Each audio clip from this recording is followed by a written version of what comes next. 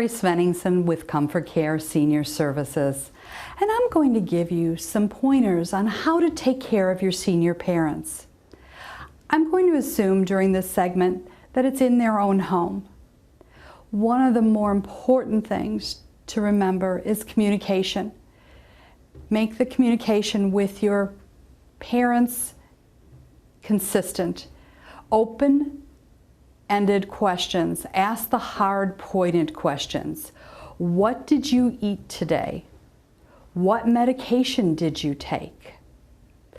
I used to call my grandmother on my way home from work, and that worked very well. It worked well with my timing going home to take care of my family, and I knew that I would be going by her house and could stop and drop anything off if she needed it. Communication is important. Doctor's appointments.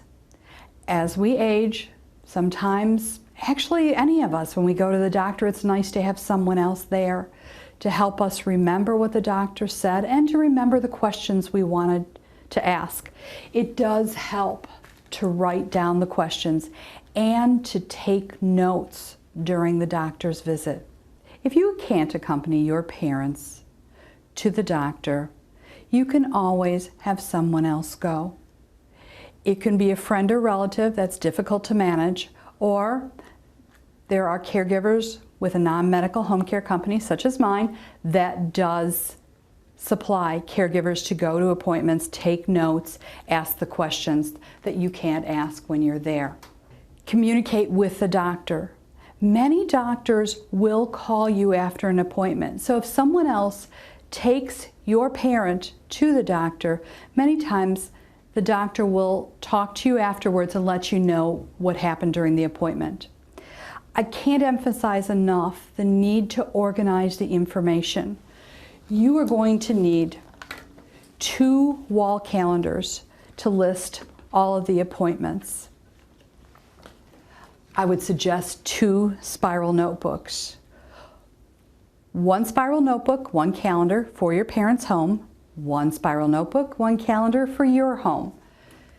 I would suggest in the spiral notebook you add doctors' names with contact information and possibly their specialty, list of chronic illnesses that your parents have, personal information, Social Security number, Medicare information, supplemental insurance information, if they're a veteran or the spouse of a veteran, and their birthday, including the year. Routine bill information.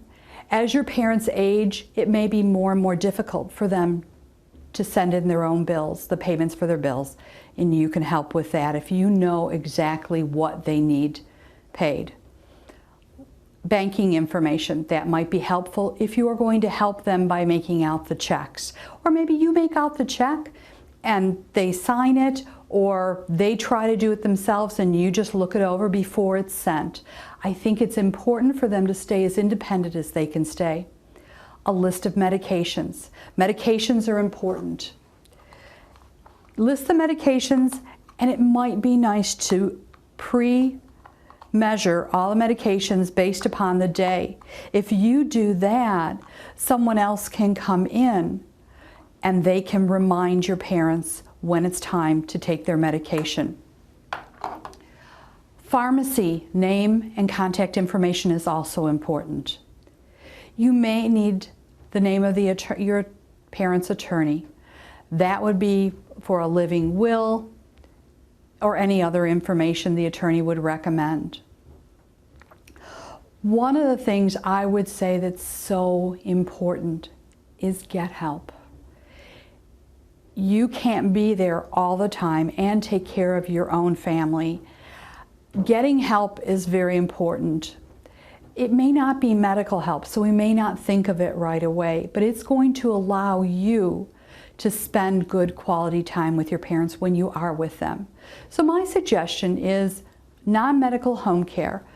They can provide transportation, shopping, bathing assistance when it's necessary, toileting or incontinent care when it comes to that, laundry, light housekeeping, medication reminders, so many other services, I'd suggest looking into different companies.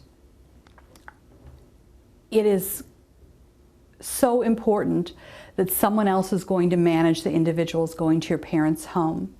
That's the downfall with having family members or neighbors or friends come in and help with your parents.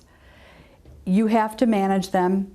If they need to call off because they're sick or something else, you have to find the backup, and many times it's you, which means you're missing work. They're not trained usually. With non-medical home care, I know, for example, with our company, we hire trained CNAs, certified nursing assistants. They have a passion for providing care for the elderly, and they know how to provide the care. Some of the tips when looking at a non-medical home care company: check to see if your state, the state where your parents are, license home care companies. Remember, it's non-medical home care, and make sure whoever you're talking to is licensed. Make sure that the caregivers are their employees and they carry insurance and workers' compensation. To make sure that they are employing their caregivers, they're also paying taxes, and that gives you an idea. You never are paying the employee directly. You pay the company. And that way the company is managing the caregiver as well. I would also suggest looking at their hiring process. The hiring process can include things such as a criminal background check, which is very important, a drug test, not just a drug screen, which might be a list of questions, but an actual test. Orientation. You want some set of rules to guide the caregiver that's coming out to your parents' home. Some of the questions that are important for you to ask: how do you handle call-offs? You want to make sure that if someone calls off, they have a backup, even if it's at the last minute.